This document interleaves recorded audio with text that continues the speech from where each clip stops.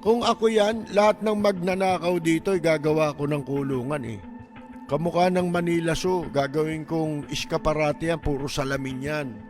Gagawin nating tourist attraction. Rapid fire! Isa-isa pong ika nga mga kaibigan ay nagre-react itong mga congressman. Dahil po sa sinasabing sila'y mga sangkot sa anomalya sa Department of Public Works and Highway Robbery. Sabi ni Senator Lacson, huwag naman sana nating marinig na mapagsabihan tayo na mga walang hiya kayo. Sa haba at lawak ng aming pagsisiyasat, may mga gustong magsalita at tumulong. District engineers na napipilitang ipa-implement ang mga binagsak na project sa kanilang distrito na hindi naman sila ang nagplano kaya hindi naisama sa National Expenditure Program. Subalit, dahil nagmula sa mga insertions ng mga tinaguriang funders sa Kongreso, mga contractors na kapit sa patalim dahil sa bulok na sistema ng talamak na lagayan, tali ang mga kamay dahil sa kanilang pakikisama nakasalalay ang kanilang hanap buhay. At higit sa lahat, mga taong bayan na nais ipaabot ang kanilang hinaing. Madami din sa mga nakausap namin ang handang pangalanan ang mga tiwaling opisyal ng gobyerno na tunay na nasa likod ng mga milagro sa flood control. Ang halos nagkakaisang tanong nila na mahirap kong saguting mag-isa. Sagot ba ninyo ang kaligtasan namin at sigurado bang tuloy-tuloy ang laban hanggang sa dulo o habang mainit lamang ang issue na ito? When few good officials or regretful men are willing to speak truth to power, they must be heard. They must be seen.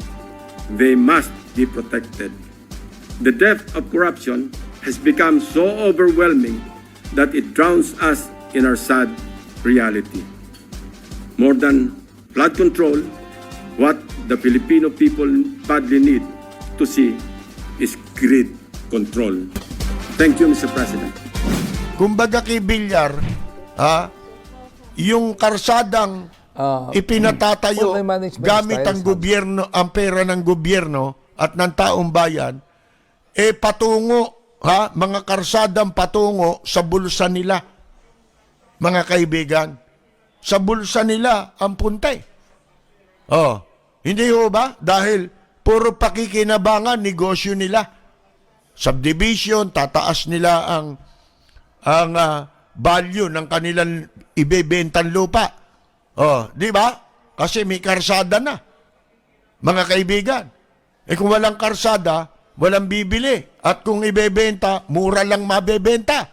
So para magkaroon ng value, ng mataas na value, ang mga binebenta nilang lupa, pinatatayuan ng karsada na ang ginagamit ay pera ng gobyerno. Matagal na yan Hindi ba sa simula pa lang na binukuyan ni Lacson yung C5 at Taga, mga kaibigan, dahil yung dinaanan yung tinayuan ng C5 extension, mga kaibigan, ay pawang mga property ng mga Villar. Hindi ho ba? Ganon din ang ginawa sa panahon ni Mark Villar, ni Digongyo. Di ho ba? Dyan sa, alam ba ninyo, may away pala dyan, sa Las Piñas. Yung pong BF Resort, yung BF Homes o BF Resorts sa Las Piñas na subdivision.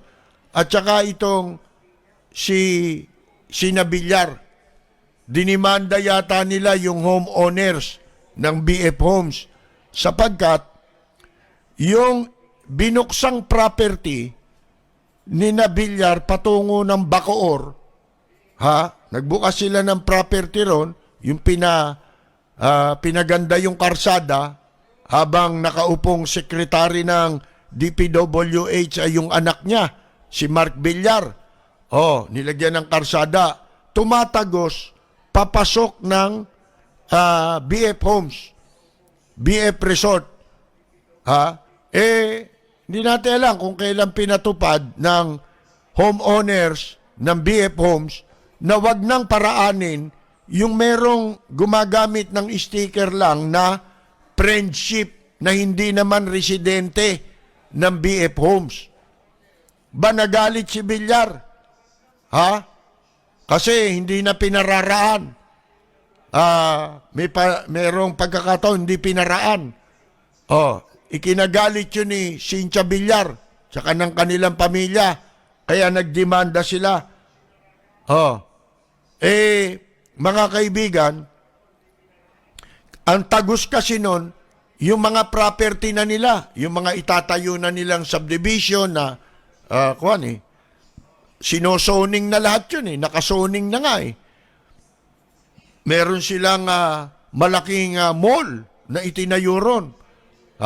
Paglabas mo naman doon, nakapasok ka ng BF Homes, yung kabilang dulo ay mall pa rin nila.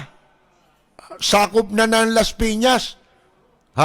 Yung kanilang pinabuksang karsada, Cavite na yun.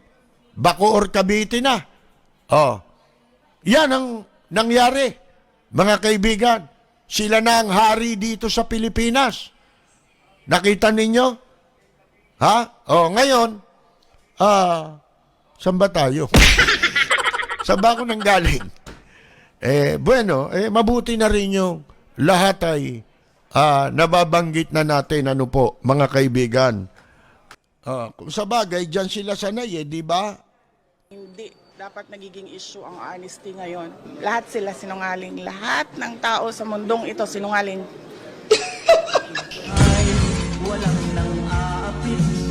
Ito po si Percy Lapid. Happy weekend sa inyong lahat.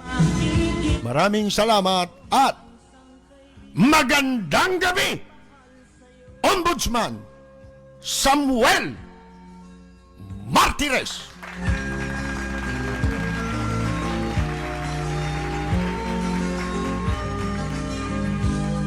Ang bayan ko'y punong-puno ng yaman. Bakit ito'y kailangan pang iwanan? Hindi nga ba't anong sarap mabuhay ng buong ganap? Sa bayan mo, sumapit ng yaong wakas. Dito sa bayan ko, lahat kami pantay-pantay. Walang nang-aapit, ang pag-ibig ay tunay. Dito sa bayan ko, dito'y makikilala mo ang mga kaibigang nagmamahal